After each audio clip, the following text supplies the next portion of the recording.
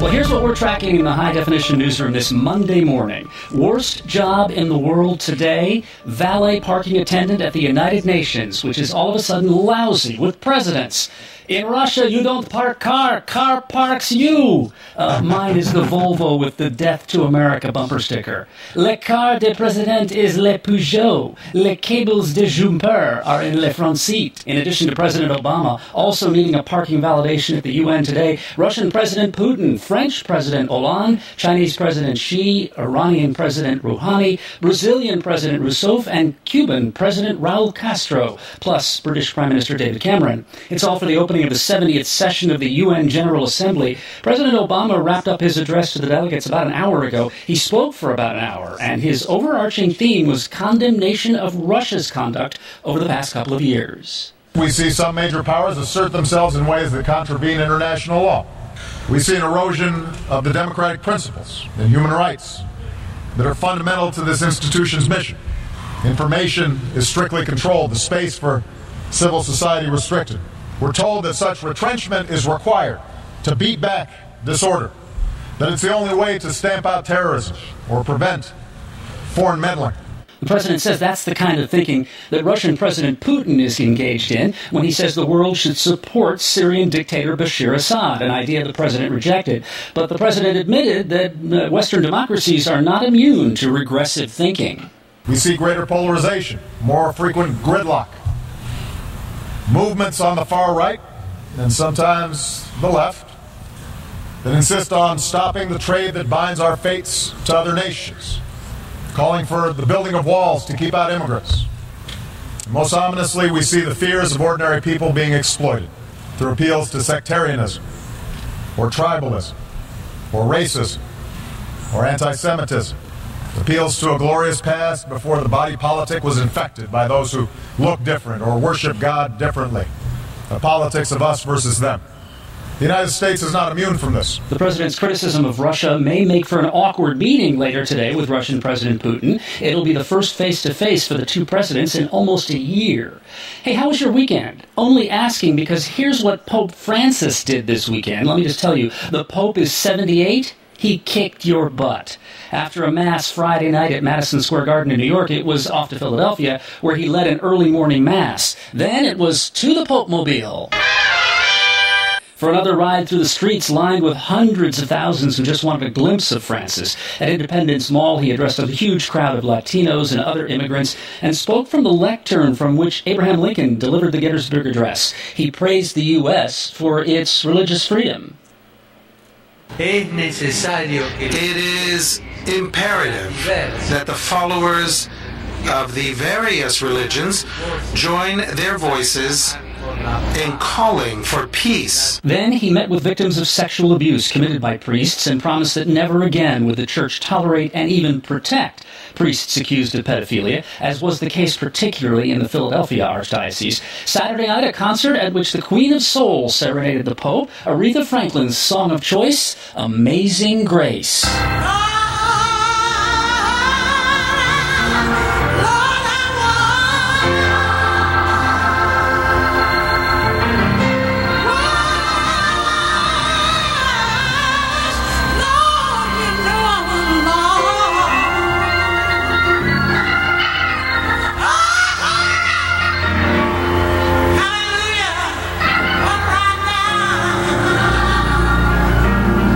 A really slow version of Amazing Grace. Also on stage, Mark Wahlberg, who had praise for a young man who appeared on stage with the Pope just a few feet away from him. That right there was truly the voice of an angel. But then he whispered in my ear that he loved the movie Ted. And I told him that was not appropriate for a boy of his age. Holy Father, please forgive me. I've always hoped that the good Lord has a sense of humor when it comes and pertains to many of the movies that I've made. Sunday night, finally, it was wheels up for Pope Francis after a visit to the United States that began in Washington last week.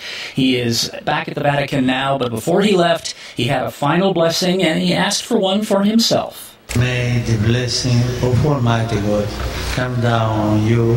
I ask you, pray for me. Don't forget. Don't forget. And don't forget how much activity that Pope took part in over the weekend. I'm tired just reporting on it. Now, do you remember that 5-year-old girl from Southgate who slipped through the barricades in Washington last week to hand-deliver a letter to the Pope asking for his help in convincing the U.S. government to not deport her undocumented immigrant parents? It sure looked like a random incident, but it turns out it wasn't. And Sophie Cruz had some help delivering the letter, which she read for us last week. Pope Francis, I want to tell you that my heart is sad, and I would like to ask you to speak with the President and the Congress in legalizing my parents. Peter Gomez of the National Hispanic Media Coalition says the group had planned for the Pope encounter for many weeks, and in fact he said that if she had not been able to get through the barricades in Washington, she would have followed the Pope to New York and then to Philadelphia if necessary in order to make that media moment happen. But Gomez denies that the girl was exploited. Oh, I don't think she was being used. She was simply told to express what she felt. And she was already feeling that. I think the innocence of a child says it all. In other words, it's pure, it's unadulterated. Washington has been vibrating all weekend with the reaction to the resignation on Friday of the man third in line to the presidency after the vice president, House Speaker John Boehner, the Republican leader of the House, who said he'd had enough after being Speaker since 2011 when he received the gavel from then House Speaker Nancy Pelosi. God bless you, Speaker Boehner. The Speaker has been the victim of a concerted campaign from far-right conservatives and Tea Partiers in his own caucus, in the Republican caucus in the House, who say he is too willing to compromise with the enemy, so-called, because he's too willing to reach accommodations with Democrats. He's not willing to shut down the government over disputes like the federal funding of Planned Parenthood. There was supposed to be a vote on that next week. On his way out, Boehner said the two parties really have to get along with each other for government to function. At the end of the day, the leaders have to be able to work with each other, trust each other, to find the common ground, to get things done. So if the Congress stays focused on what is important to the American people, they'll get along just fine. Donald Trump said on last night's 60 Minutes that he'll unveil his tax plan today, and he did. It reduces the number of individual tax brackets to 4, beginning with 0%. The next bracket is 10%, then 20%, then 25%. The corporate tax rate goes down from 35% to 15%. He says that many people will end up paying 0%, and he says that will goose the economy. The Republican presidential campaign candidates, many of them, were in Washington over the weekend for the Summit of the Value Voters. That's a conservative evangelical group. The candidates told the value voters what they wanted to hear. But you have 4 prisoners. Yeah. One of them's over there because he's a Christian. He's over in jail because he's a Christian. I'll tell you what, I'll make this statement. If I get elected president, before I ever get to office, I guarantee you they will be back. I guarantee. 100%. 100%. Remember the expression, Merry Christmas? You don't see it anymore. You're going to see it if I get elected, I can tell you right now. I can tell you right now. I love enthusiastic crowds, you know? Ben Carson. It makes up for my low energy.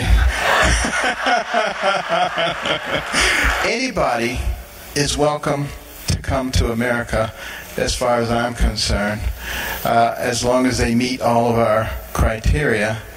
But they don't get to change who we are. You want to know how much each of you terrify Washington? Texas Senator Ted Cruz. Yesterday, John Boehner was Speaker of the House. You all come to town and somehow that changes. My only request is, can you come more often? If I am elected president, let me tell you what I intend to do on the first day in office. The first thing I intend to do is rescind every single illegal and unconstitutional executive action. The second thing I intend to do on my first day in office is instruct the Department of Justice to open an investigation into Planned Parenthood and these horrible videos. The third thing I intend to do on the first day in office is instruct the Department of Justice and the IRS and every other federal agency that the persecution of religious liberty ends today. The fourth thing I intend to do on the first day in office is rip to shreds this catastrophic Iranian nuclear deal. People cannot help but ask. Florida Senator Marco Rubio. How can it be? How can it be that we sent a Republican majority to Congress, and yet they're still not able to stop our country from sliding in the wrong direction? None of the problems I got elected to solve are going to be solved if we keep promoting the same people to higher and higher ranks within our government. To set a new precedent in Washington, we need a new president in Washington.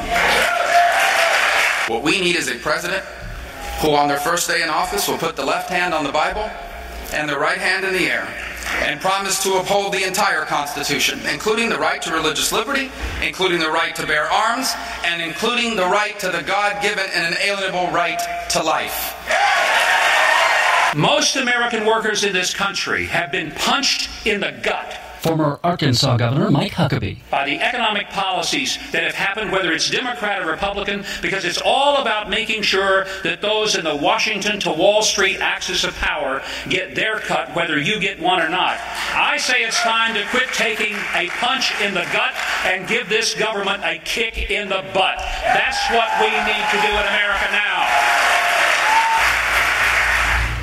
The Republicans may have some trouble keeping those promises, but the election is a year away. Now, that Value Voter Summit is staged by the Family Research Council. That's a conservative evangelical Christian group. And one of their other orders of business over the weekend was to give an award to the Kentucky county clerk who went to jail rather than issue marriage licenses to same-sex couples.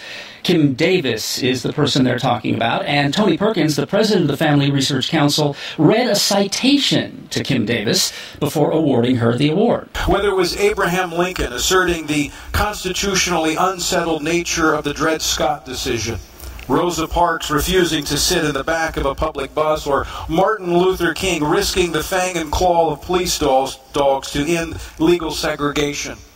Our nation has been ennobled and enriched by historic citizens in today's conflict over the meaning of the irreplaceable civil institution of marriage. One elected official, Kimberly Davis of Rowland County, Kentucky, has inspired millions of her fellow Americans. Did you get that? Abraham Lincoln, Rosa Parks, Martin Luther King Jr., and Kim Davis. Let's see. Freed the slaves and saved the Union, mother of the Civil Rights Movement, led nonviolent resistance that broke the back of Jim Crow and was martyred for it. And, hey, does anybody else hear music?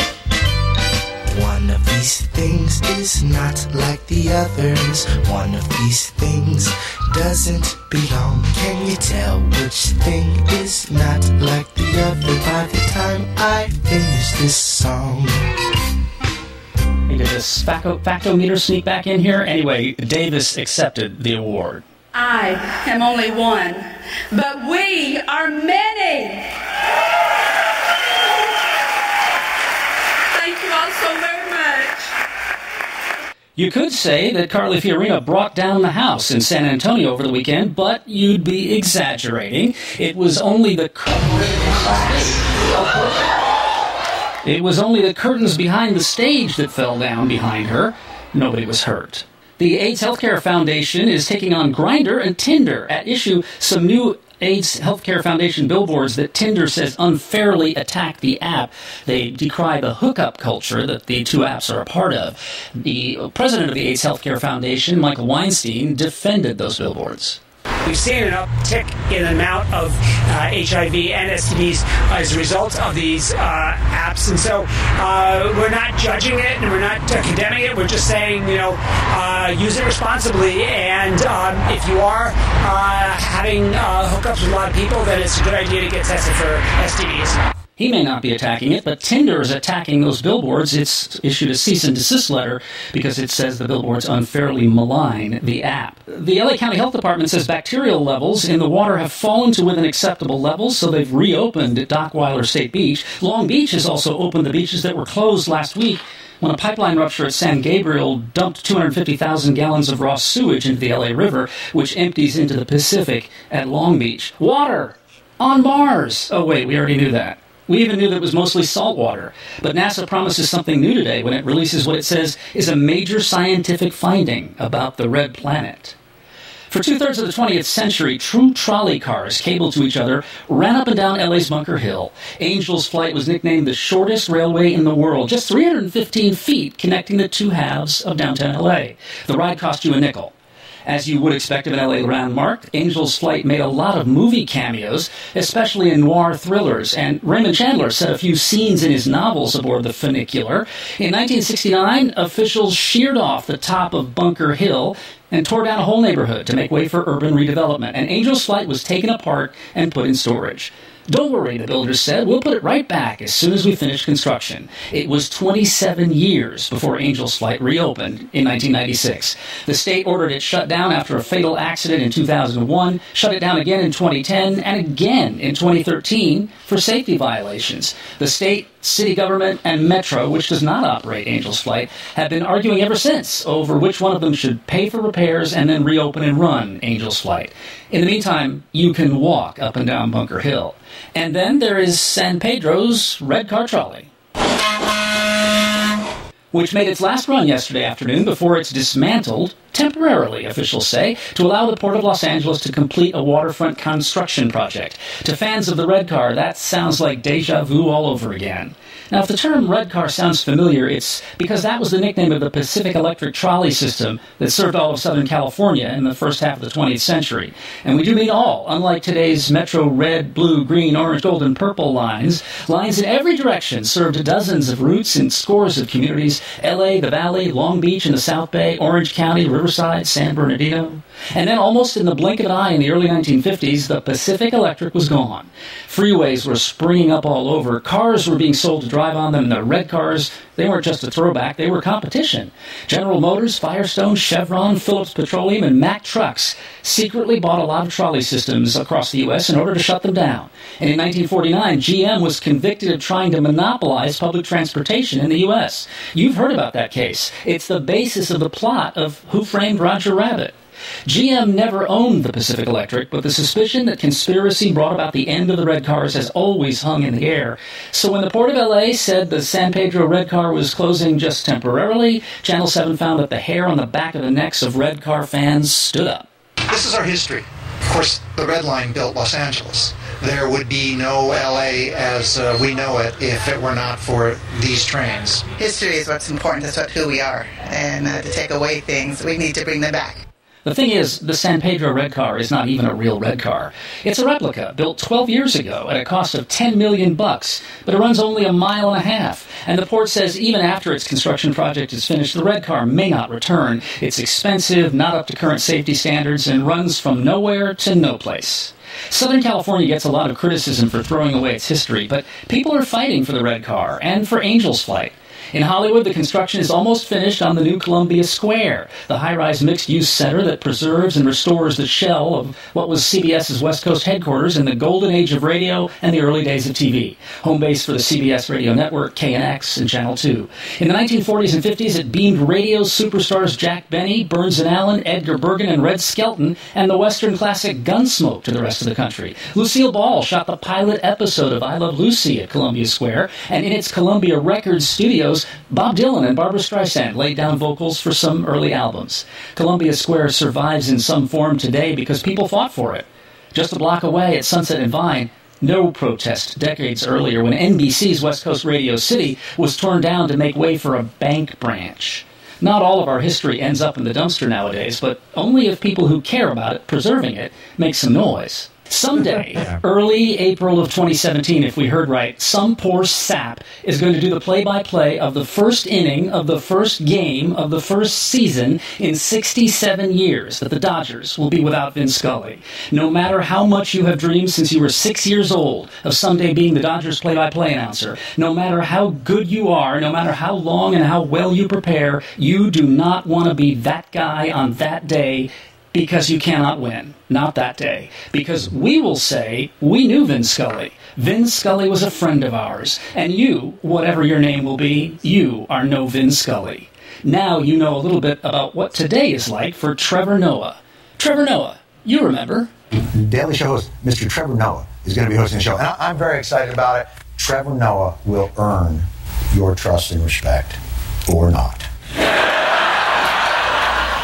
In about 8 hours in New York, Trevor Noah will tape his first episode as the new host of The Daily Show. It is inevitable that his performance will be compared with Stewart's, and also inevitable that no matter how he actually does, a lot of people will say he's no Jon Stewart. We humans hate change. Noah is a different guy from a different world. He's South African, born during apartheid to a Swiss-German father and an African mother, and as he used to say in his stand-up comedy routine, the minute he was born, he was evidence of a crime. It was illegal for blacks and whites to have relationships, and Noah says when he was little, he and his mom were out in public. If they saw a police officer, she would stop holding his hand. He was evidence of crime. That he can make a stand-up comedy routine out of that probably indicates that he can survive whatever criticism comes his way after tonight. Noah joined The Daily Show a few months ago as a part-time contributor. He told James Corden on CBS's Late Late Show in July that when the channel first approached him about succeeding Stewart, he was not interested. I'm a big fan of Jon Stewart, so my dream was to go there and work with him, you know, for as long as possible. And then I got there, and then he was like, right, I'm going. So it was a shock for everybody, you know. And then you hear all the names being thrown out, the Chris Rocks and the, you know, and the big names, the Amy Poehler's, and you're going, this is amazing. What's going to happen? Because I'm still going to be working on the show, hopefully. And then they go, what about you? And I'm like, what about me? And they go, would you think about it? I'm like, no, not really. Then you start thinking about it, and you go, okay, let's do this. And he will, starting tonight on Comedy Central. Now you know what we know. I'm Jeff Kaufman, High Definition News.